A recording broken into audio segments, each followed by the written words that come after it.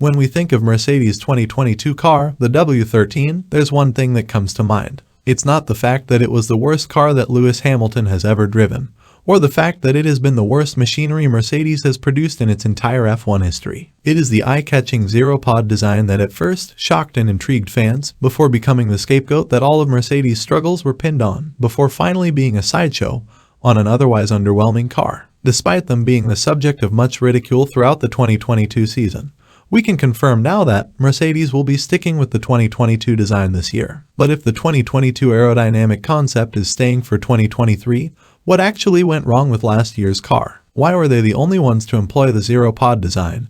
And does this mean we can get excited about the 2023 Mercedes W14?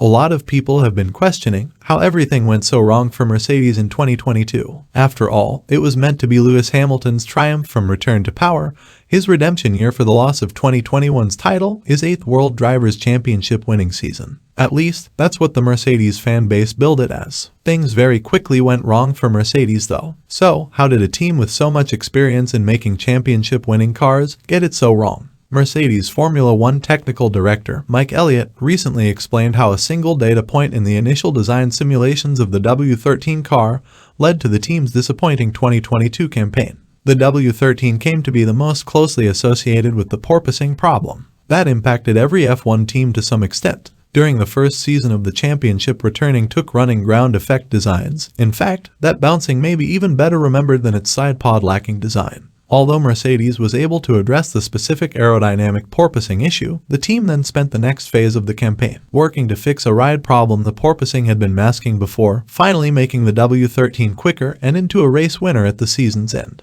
Key to that successful turnaround was a major upgrade Mercedes added at the United States Grand Prix, where team boss Toto Wolff revealed it had traced the W13's conceptual flaws back to one single decision, which was taken during its design processes as part of the large overhaul of Formula One technical regulations was enacted when it realized how bad things were in terms of performance against its rivals. The decision that made the W13 so uncompetitive early on during the 2021 winter break was based on a single data error very early on in the design process. The fact that Mercedes missed it the first time around and then failed to notice through the remaining design process is a bigger deal than the team making it seem. The ball was dropped by multiple people multiple times throughout the process when work should have been triple-checked and data reviewed by numerous team members. Mike Elliott discussed the impact of that design while remaining tight-lipped about its precise nature. "We'd be explaining what it is we're trying to do over the winter and where we're trying to go," said Elliott when asked about the 2023 W14. "I think to have seen that at the time would have been very hard. I'm going to explain it in a completely tangential way. If you scuba dive, there's something called an incident pit. And so, if you teach scuba diving, you teach people the incident pit. And the reason we teach that is that what happens when you look at accidents that happen in scuba diving, it's never the first thing that went wrong, it's because people didn't abort it. The first thing that went wrong, and then a whole load of other things then went wrong. That meant they were in a lot of trouble. When you go back to the decision we made, it's pretty similar. The first thing that we did was very difficult to spot. It was then a cascade of things that came out afterwards that meant we ended up where we ended up." It has been suggested that the single simulation floor error led to Mercedes pressing ahead with its ZEROPOD side pod approach, which meant a large rear floor area that flexed under peak downforce load and triggered extreme porpoising on the W13 during the early part of 2022, even at lower speeds compared to rival cars. Mike Elliott suggested that the pivotal design floor left Mercedes with performance potential it could not unlock in the W13. With the Silver Arrows squad, the new car is being worked on to ensure this does not remain the case heading into 2023. Despite the problems with the 2022 car though, there were positives for Mercedes. Perhaps more than many of their fans are willing to admit, George Russell especially was a surprise. And in beating Lewis Hamilton in his first season at the team, he proved he is a massive talent, despite what Hamilton fans will say about the things that held their driver back. Speaking about the ZEROPODs on the car as an issue,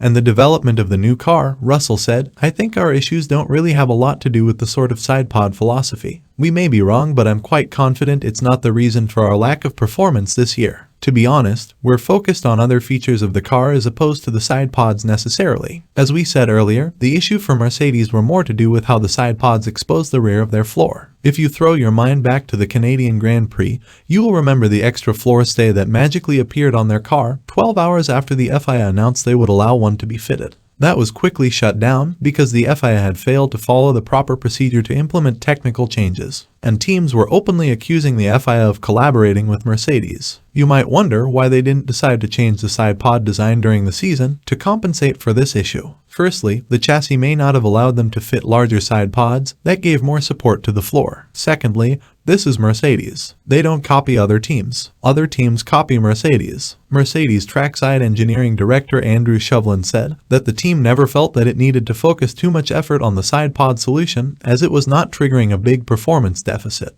He pointed out the team felt that the best route to success in F1 was to explore its own ideas rather than simply copy others. Most of the engineering, certainly from the aerodynamic point of view, a lot of it are the bits you can't see under the floor, said Shovlin. This is where a lot of that work is. The side pod concept was something that we had to commit to anyway for the year realistically. But if we had been more focused on just trying to find a quick fix, we may have been copying and rolling out and seeing what it does. Instead of trying that quick fix in the off-season and going with another team's design, Mercedes have doubled down on their design. While Mercedes technical director Mike Elliott was not surprised that only they went with the design. He had expected other teams to sniff out this loophole in the regulations that led to it. Asked if he was surprised that Mercedes were the only ones to choose this concept, Elliott replied, "Not really. We were surprised that no one else found this loophole. When you've gone down this path, it's very hard to copy anything else. If you're a Mercedes fan, whether you like it or not, the ZEROPOD design is going to be returning for 2023. Mercedes are so confident that the performance they saw in the 2022 car can be unlocked in 2023. Even though they aren't going to be able to run their car as close to the ground as they want to, due to regulation changes, Mercedes are sure that the one single decision that they got wrong can be fixed and the flaws of last year will be gone."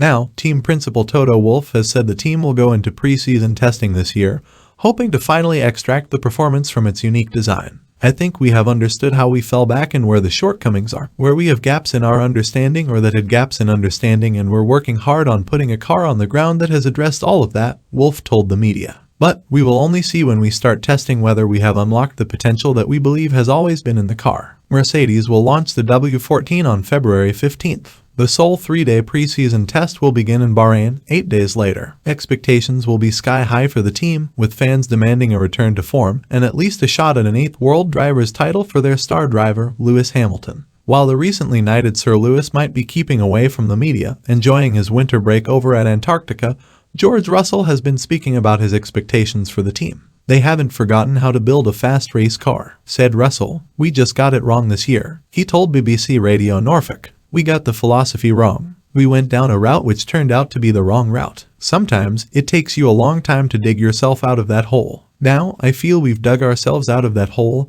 and we're building on top of that. We are a step behind Red Bull and Ferrari, and we've got a lot of catching up to do. But we're definitely going to be in a much stronger position from race 1 next year than we were this year." The team are at least attempting to keep the hype down, but with the return of the ZEROPOD's design in the 2023 car and fans desperate for a return to the front of the grid, the hype is well and truly here. But will the team live up to the created hype, and will the ZEROPOD's design prove to be as good as Mercedes think it is? Let us know your opinions in the comments section down below. Thank you for watching our video today, and if you enjoy our content, subscribe to the channel and have that notifications bell turned on to be made aware of our future uploads.